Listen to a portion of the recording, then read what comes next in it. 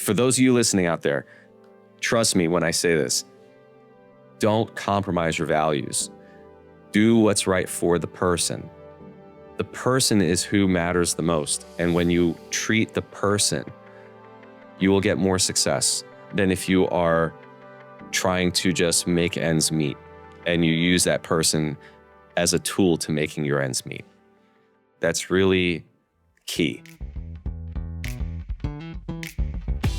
Welcome back to Beyond Adjustments. This is part 2, guys, of my conversation with Dr. Bobby. And if part 1 was about the practice, part 2 is where we zoom out. Yes, I said zoom out. We're talking leadership, we're talking systems, and we're talking about what it really takes to build something that actually lasts. And fair warning, this part gets a little real. We get into stress, into burnout, into asking for help. All the stuff people don't usually post about on Instagram. No highlight reels here, folks. And real quick, this show is produced by Clear Cut Podcasting. They handle literally everything, guys, from recording to editing to publishing. So if you want a podcast without wanting to throw your laptop out the window, they've got you covered. I could not do this without them. All right, let's get into part 2. All right, so let's talk leadership, because the way you lead a practice, the way you lead a business, period, really shapes everything else. So how do you approach leadership inside the clinic, right? So whether that's, staff, patients, or even systems. I think that coming up with a good system that is fluid is absolutely key. I think the more hectic or the more touch points a system has, the harder it is for people to get down with it. I think that a lot of people, they want things to be relatively easy. Life is already challenging and complicated enough.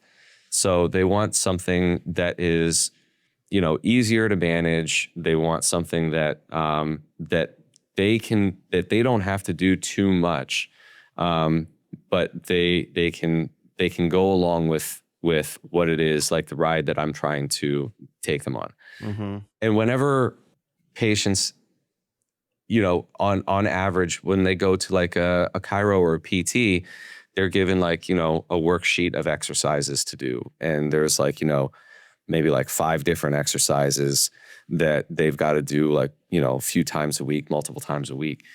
And I don't do things that way. What I try to do is, during the exam, we try to figure out what's one movement that if the patient does it repeatedly, or if they hold that position for a certain period of time, like a minute, 30 seconds, somewhere around there, what happens to their symptoms, and it's not just immediately what happens to their symptoms, it's, the immediate, but then also like a few minutes later, do the things that bother them come back? So let's say it hurts to like lift a weight like this, it hurts my shoulder. And then I have them do a certain type of movement multiple times. Does it still hurt to do that? And if the answer is no, and it feels worse, then we take a look at it again and we try a different thing. But if it's, this actually feels better, great. That's your home exercise. I need you to do more of that. I need you to do more of that movement that just made doing this feel better. I need you to do that every few hours. Mm-hmm. And that's easy. Because the buy-in is very simple. Wow, it was hurting to do this. I did a whole bunch of this, and now it doesn't hurt anymore. Okay, great. Well, I want you to do more of that. Fantastic. Mm-hmm. So that's not a hard sell for somebody, because that's something that they could very easily do while they're at work or while they're at the grocery store or wherever, and help decrease their own problem. It helps them get better faster.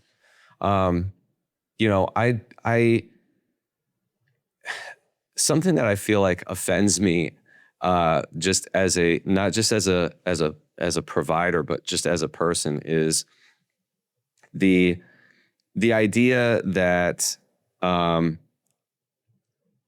that people can't do things for themselves to get themselves better. Um, I just think that when we have providers that kind of hone into like a specific um, treatment plan or method that takes a certain period of time, it's going to be this much money and this and that, whatever.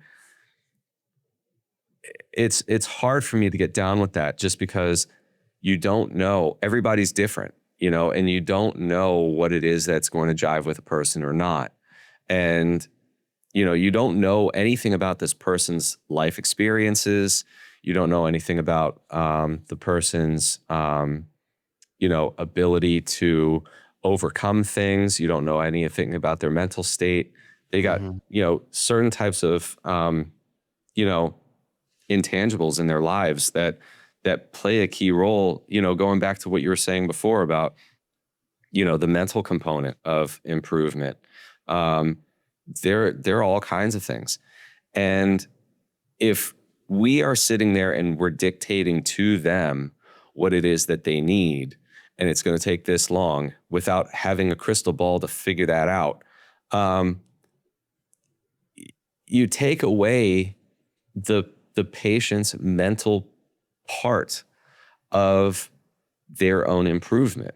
Mm.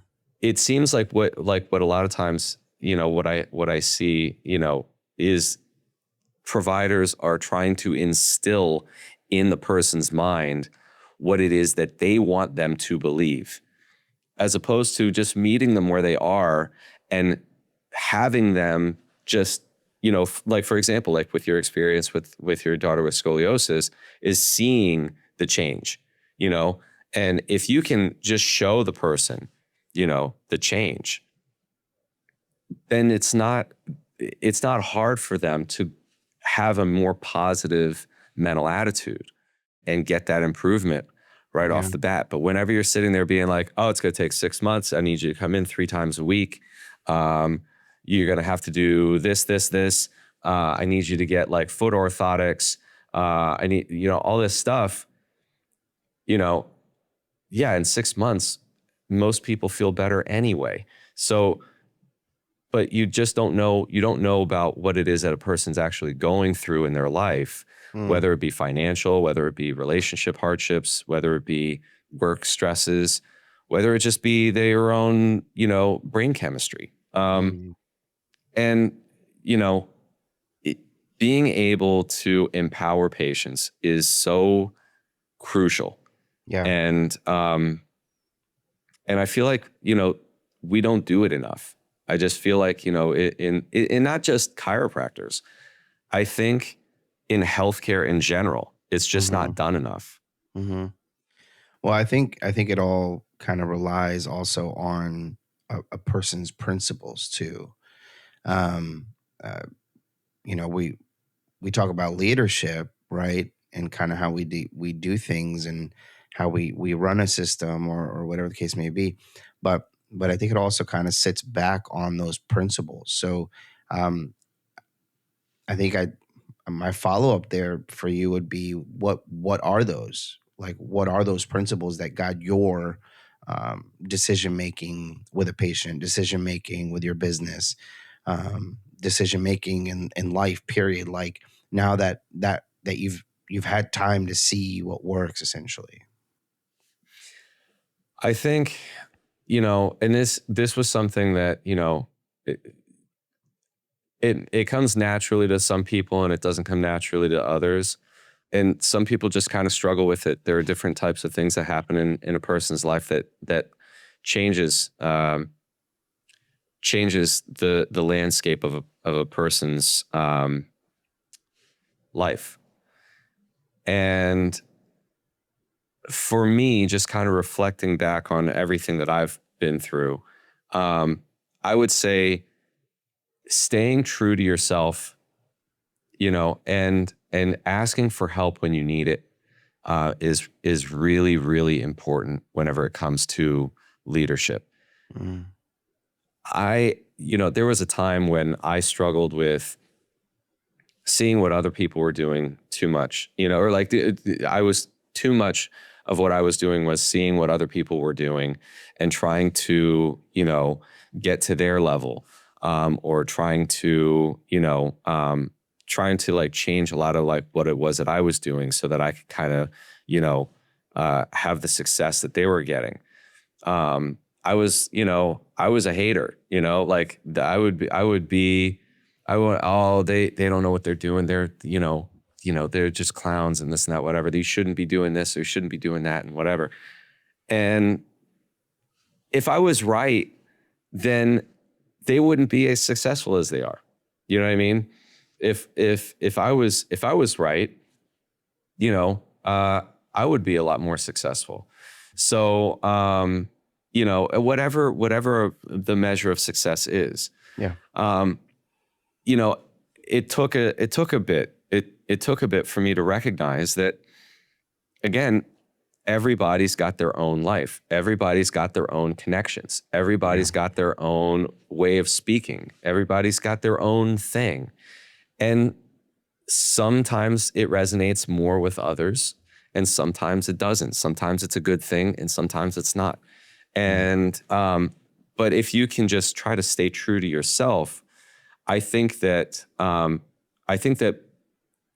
people will be more inclined to follow your lead, whether it's patient care, whether it's, managing employees. If you just try to stay true to yourself and you recognize like, this is where we're trying to get to, like, this is where we are going. And you get the right people who kind of not only share that vision, but are totally like on board. They're team players. They respond well to encouragement. They respond well to having a little bit of freedom, to be able to express themselves when they need to. I think that, those cases, whether they're a patient or whether they're an employee, they're more likely to kind of follow along with you because not only do you have a system in place that doesn't have too many movable parts, you not only do you have, a very easy to obtain goal if these 3 steps are followed.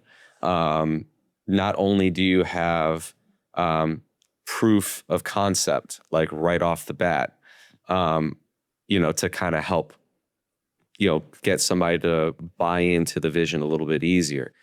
All of that plays a big role in leadership. If you don't have that, then you don't have very much of anything, you've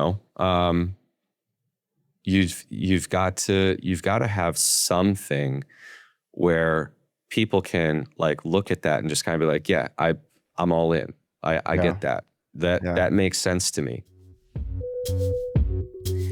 Folks, if you've been getting value from this, just a quick interruption here. Do me a favor, subscribe, follow, and send this to someone who needs to hear it. And another quick pause, because we gotta pay the bills, gotta keep the lights on. It's commercial time. This episode is sponsored by AI Local Boost. And let me talk to all the business owners here for a second. So if you've ever felt like you should be getting more calls, you should be getting more traffic, you should be getting more visibility, but instead, crickets. Yeah, you're not alone. Most businesses have a Google profile. I'm sure you've got one, but it's incomplete, it's outdated, or it was set up one time and then forgotten like a gym membership in February or January. What? That's not me. You're crazy. No, but seriously, no updates, no strategy, no consistency. And in today's world, if you're not active online, you're invisible. It's the truth. We're not back in the day anymore, guys. This is just what the reality is at this point. And that means if your competitor is getting all your calls, okay, your competitor might be your friend down the street, fine, but They're still your competitor and they're getting your calls and they should be yours, really. That's where AI Local Boost comes in. It keeps Google presence active, optimized, and actually working for you. So you can get found without turning into a full-time marketer. Nobody has time for that. But let's be honest. You didn't start your business to spend your nights updating Google posts, right? Right. Check it out, AILocalBoost.com. Okay, I'm done. Let's jump back in. I wanted to touch a little on the kind of the business aspect of it, growth, maybe sustainability, but we went off on a couple of tangents, which is I love when that happens, honestly, because that's where the more real conversations happen. But maybe we'll touch on one thing, and then it's the ADHD in me. I think we match each other when it comes to that. That's fine. But maybe we'll touch on one thing there, and then I want to ask you a question, kind of about we'll call it the future of chiropractic, or just the health industry in general, and then we'll close this out. So, from a business perspective, right? I speak to a lot of practices where their struggle is kind of the flow of things, right? Sustainability, whatever the case. There's a few things that from a structural perspective, when it comes to their practice, it's hard to do. So what they end up doing is just kind of buying into a system that exists, but it's, those systems are designed to be a one size fits all, and that's not a thing, right? Businesses have their own temperament, have their own personalities, and you got to treat them that way. So maybe you can help out our listeners here as far as the systems or habits maybe that have helped make kinetic spine and rehab more sustainable. I think the systems that help kind of make kinetic spine and rehab them a little bit more sustainable is really just kind of focusing on the patient first and foremost. And we use a we have a practice management software called Jane that we use. And so being able to come up with templates that are easy to follow, help with, documenting things the way that I need to in a seamless kind of way. It helps with, me having the exercises listed for my assistant to be able to input them into the note in a seamless way.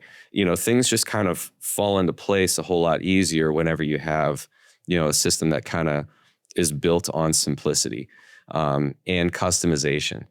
So, you can customize things on the fly whenever you need to, while you're going through your normal workflow.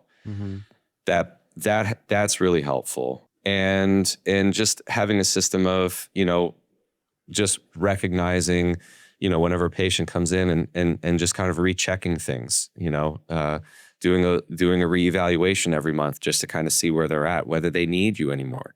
Not trying to BS a patient, just telling them that they need you whenever they really just don't feel like they do. Not trying to BS a patient whenever it's just not the right fit. Like sometimes patients come in and they're looking for something that you're just not, and you have to be okay with just kind of letting them know. I think that this doesn't sound like a practice that I feel like you should, go to because of what it is that you're looking for. But I know like 3 other clinics nearby that would absolutely like tickle your fancy. I really think that, you might have more success over there, because like I've had patients who've come in and they're like, I don't have time to do an exercise at home. I don't want to come in here and, do any kind of rehab. I just want you to crack my back like the other people did and get it all better than they did before. That's just not my model. You know what I mean? And that's okay. That's somebody else's model. And if that's what they're looking for, then great.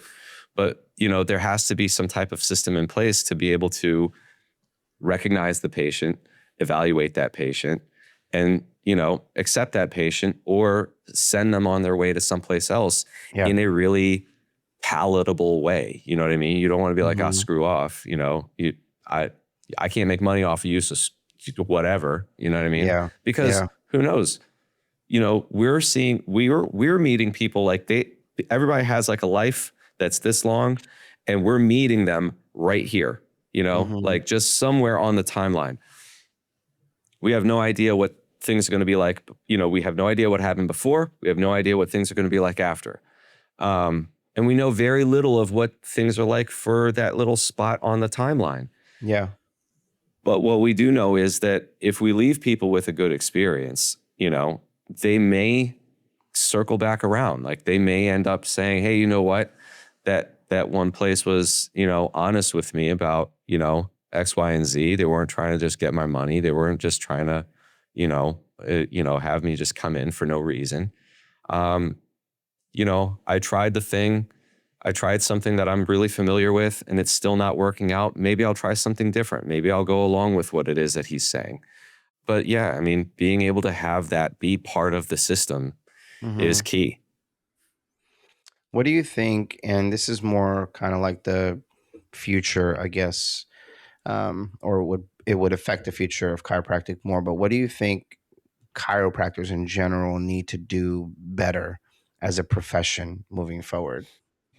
I think being able to recognize, I think the simplest thing is being able to recognize whether or not the pain that they're trying to treat is based off of a movement or a position that they've found themselves in Mm, versus not. I think that if we kind of tap into patients who say it hurts when and then they can fill in the blank, we're going to be way more successful with those patients. mhm, And we're not going to have nearly as many people having negative experiences with chiropractors and going out and saying like all kinds of negative things about chiropractic care. Because there are patients who, they've had some kind of painful thing and they go and they see a chiropractor because their friend told them or their family member told them, and they go and then they end up getting a manipulation and then everything gets worse. mm, And it's because they had an underlying condition that was never really evaluated. I mhm, think that if you can just right off the bat say, when a patient says it hurts whenever I wake up in the morning, or it hurts whenever um, whenever I walk the dog. It hurts whenever I go for a jog. It hurts when I sit at my computer too long. Those patients, you already know that if this is a movement-based problem, it's going to need a movement-based solution in the vast majority of cases. But if it's mhm, kind of like, it hurts all the time. There's no respite of like for the pain. Like there's no way for me to be able to, like if I lie down, it hurts. If I walk, it hurts. If I, no matter what, I'm in pain. We have people in our field that will still, do all kinds of things to try and like help this person. And, regardless of their motivation, whether it be because they are genuinely wanting to help the person or whether they are trying to, grow their business or whatever the case may be, mhm, they don't have anything in their system that kind of tells them this patient is not likely to get better with your care and you're more mm, likely to give them a negative experience. mm. Don't do it.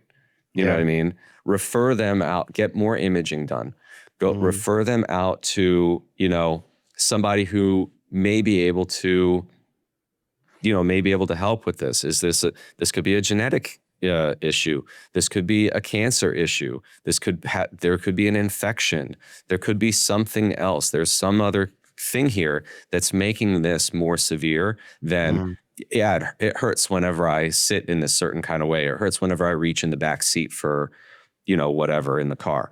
Those kinds of things, if they're movement based, those are things that, we'll most likely be able to be most helpful with. But if they're not movement based, we should really just kind of be okay with, finding the right person for them and having them evaluate for why that person has this ongoing, unceasing type of pain, because it's more serious than what the vast majority of us are Hmm. equipped to do. Yeah. And that kind of comes along with having a good network too. Yeah. Yeah. Having those coffees and introducing yourself and kind of finding the different maybe types of care around you and creating that small community of providers. I think And that's key too. it's like, it's hard. Like I'm worried about, like, I think back to like whenever I was, just starting off and everything. And, I needed every patient that I could get. You know what I mean? Like, I had bills to pay. I needed everything I could get. But it's kind of one of those things where it's, if I knew what I know now, you know what I mean? Like, if, like, you don't know what you don't know. And like, the thing is, like, people will try and tell you, like, people will listen to this and, you know, they'll, they'll hear it, but it won't resonate with them until it resonates with them. And, and, like, for those of you listening out there, trust me when I say this, don't compromise your values. Yeah. Do what's right for the person. The person is who matters the most. And when you treat the person, you will get more success than if you are trying to just make ends meet and Mm, you use that person as a tool to making your ends meet. mm, Like, that's really key. mm-hmm. I love that because I have seen practices where patients are, dollar signs versus, you're taking a Yeah. human life under your care, I will say though, they're becoming far and few between. Hmm. More and more practices are um, opening that really do care about the person. But unfortunately, it's not always the case. But yeah, I agree wholeheartedly. I Yeah, go ahead. it's I don't think that it's that they don't care about the person. I think that people lose sight of the person. I think that their motivations for getting into it are correct. I Mm, think that the vast majority of providers, their motivation for getting into patient care is the right motivation. mm, But then once you get into the real world and you're slapped in the face with overhead, insurances, this, that, and the other, it's hard. And there's like student loans and all kinds of, debt, a mortgage. If you got kids, you got childcare, which is like another mortgage to pay, depending on how many kids you got. Just one is another house payment. So like, it's, there are all kinds of expenses. Life is yeah, not easy. And, especially these days, it's 2026. So there isn't any indicator that things are going to let up anytime soon. yeah, So it's, it's stressful, hmm, and people do uncharacteristic and stupid things yeah, whenever they're under a lot of stress. And like I said before, you need to know when to ask for help. My own personal, experiences. I didn't get help whenever I needed it. Like, whether it be, through business, whether it be through, my own personal life and stuff like that. There were moments where I really needed help, and I was either too proud to get help, or there was too much of a stigma about, getting mental health care, getting the mental help that I needed. Um, there, there, there are all kinds of, there was the scheduling of it, the finances of it. Um, but I needed help. And, and I feel like if more people out there recognize that they're not alone and help is something that everybody needs. And we're not on this planet to just do it all ourselves. Right.